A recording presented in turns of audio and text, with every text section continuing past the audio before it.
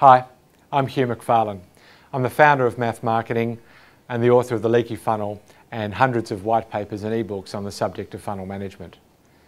I've personally participated in over 300 growth projects around the world and trained thousands of marketers in B2B marketing from 20 countries. I'm excited today to share a little of what we've learned. I'm more excited though to hear from you. I'd like to hear your experiences, your views, your concerns.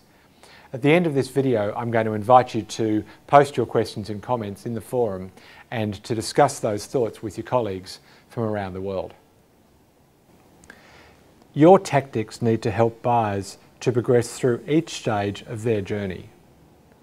The tactics shouldn't be some odd cocktail of cool things you'd like to do, but a carefully chosen set of tactics designed to encourage your buyer to take each next step.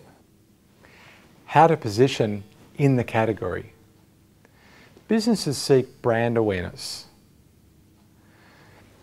It sounds like something that's worth focusing on, but it doesn't matter what buyers think about you if they're not thinking about you. Being positioned in the category at all is the first step. Ensure that your brand is firmly positioned in each of the categories that you intend to compete. Even large companies very well positioned in certain categories may not be positioned in other categories that they intend competing in. So this is a challenge not just for smaller businesses, but for all of us. Only when your position in that category is firmly established and defendable should you worry about what people think about you. In the first instance, you simply need to be on the list. To achieve that, your communications must be clear, consistent and credible. Buyers are subject to messages from your competitors as well, and so you need to have messages that strike a real chord.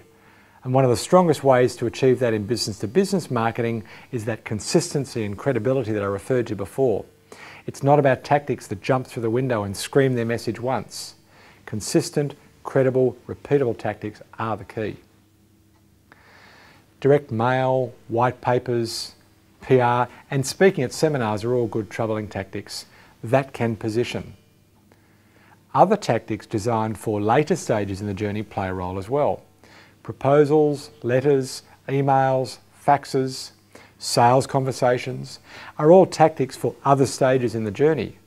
But if they're executed poorly or inconsistently, they can undo all the good work that your positioning tactics have done. So as marketers, we must take responsibility for all of the messaging to ensure that it conveys a consistent and credible message. A white paper might be carefully written to trouble a buyer. But if the invitation to download that white paper conveys only the barest essence of that white paper plus an invitation to download, then unless the buyer clicks through and downloads the white paper, we've achieved nothing. Instead, get the invitation to convey a little of the problem that the white paper will refer to and to work hard at positioning you in the category. We think of this as a first and a second prize. First prize is they download the white paper, read it and become troubled about the problem that you solve. But second prize is pretty good too. Second prize is they choose to not read the white paper, so they don't download it. But in the least they read the invitation, understand that you're in the business of solving that problem should they ever have it. An invitation that fails that second achievement, that second progression, has failed you completely. Whatever you do, remember to focus on getting positioned in the considered set, position in the category. What works in your business? First prize or second prize?